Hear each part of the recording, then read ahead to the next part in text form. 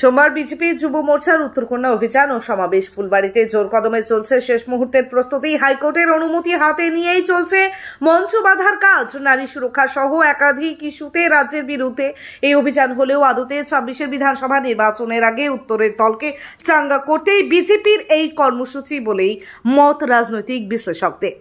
ধর্মতলায় তৃণমূলের 21 জুলাইয়ের পাল্টা জলপাইগুড়ির ফুলবাড়িতে উত্তরকন্যা অভিযান গেরুয়া শিবিরের যুব মোর্চার ডাকে কর্মসূচি হলেও প্রধান বক্তা রাজ্যের বিরোধী দলনেতা শুভেন্দু অধিকারী। রবিবার সকাল থেকেই মঞ্চ বাঁধার কাজে তদারকি করেন স্থানীয় বিজেপি নেতৃত্ব থেকে শুরু করে যুব মোর্চার রাজ্য সভাপতি ইন্দ্রনীল খা। যুব মোর্চার এই কর্মসূচি জল আদালত অবধি গড়িয়েছে। শিলিগুড়ি পুলিশ কমিশনারেট অনুমতি না দিলেও শেষ পর্যন্ত হাইকোর্টের দ্বারস্থ হয়ে অভিযানের শর্ত সাপেক্ষ অনুমতি নিয়ে আসে গেরুয়া শিবির।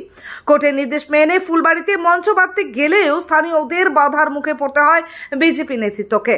যদিও পরে পুলিশ প্রশাসন স্থানীয়দের সঙ্গে কথা বলে হাইকোর্টের নির্দেশ মেনে পুলিশ পিকেট বসিয়ে মঞ্চ বাঁধার কাজ শুরু করা হয়। তবে রাজনৈতিক বিশেষজ্ঞরা মনে করছেন নারী সুরক্ষা সহ বিভিন্ন ইস্যুতে গেরুয়া শিবিরের এই কর্মসূচি হলেও নেপথ্যে রয়েছে 2024 বিধানসভা নির্বাচন।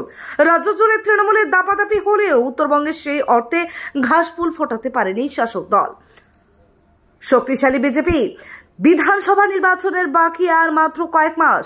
এই পরিস্থিতিতে এই কর্মসূচির মধ্য দিয়ে উত্তরের নেতা কর্মীদের মনোবল চাঙ্গা করতে জয়ের ধারা অব্যাহত রাখতে চাইছে রাজ্য বিজেপি নেতৃত্ব। প্রস্তুতি আমাদের চলছে, আমাদের সারা বছর প্রস্তুতি থাকে। ভারতীয় জনতা যুব মোর্চা সারা বছর তৃণমূলের রক্তচক্ষু উপেক্ষা করে লড়াই দেওয়ার জন্য প্রস্তুত থাকে এবং তৃণমূল যত অন্যায় করে মানুষের সঙ্গে তত আমাদের তীব্র হয় আমাদের প্রতিবাদ। এবং যেভাবে করে তৃণমূল কংগ্রেস সরকারকে অপব্যবহার করে এই কর্মসূচিকে আটকাবার অপচেষ্টা করেছে, সম্মানীয় আদালতের অর্ডার থাকা সত্ত্বেও সেখানেও প্রতিবন্ধকতা সৃষ্টি করেছে, তারপরেও আমাদের ভারতীয় জনতা যুব মোর্চার কার্যকর্তারা লড়াই দিয়ে যাচ্ছে এবং আমরা অলরেডি মঞ্চ যেভাবে আছে আমরা তা অলরেডি সেটা তৈরি হচ্ছে।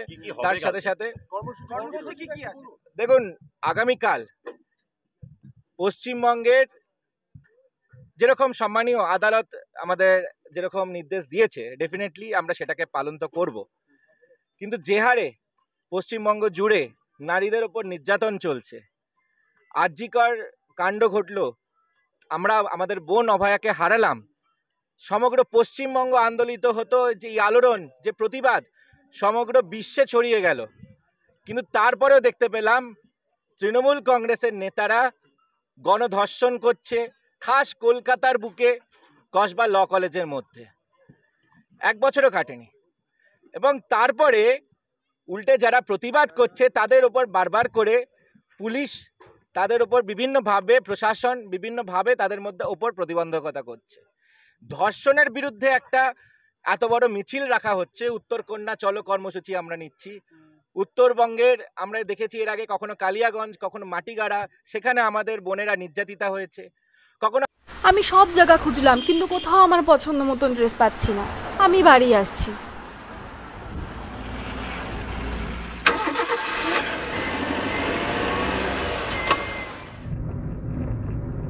চলো যাই ফ্যাশনের দুনিয়ায়, চলো যাই নতুন সাজে সাজাতে, ফ্যাশনেবল হতে জানায় আমন্ত্রণ। এমজি গার্মেন্টস আমার তোমার, এমজি গার্মেন্টস মনের সবার। MG garments, BS road, Cooch Behar.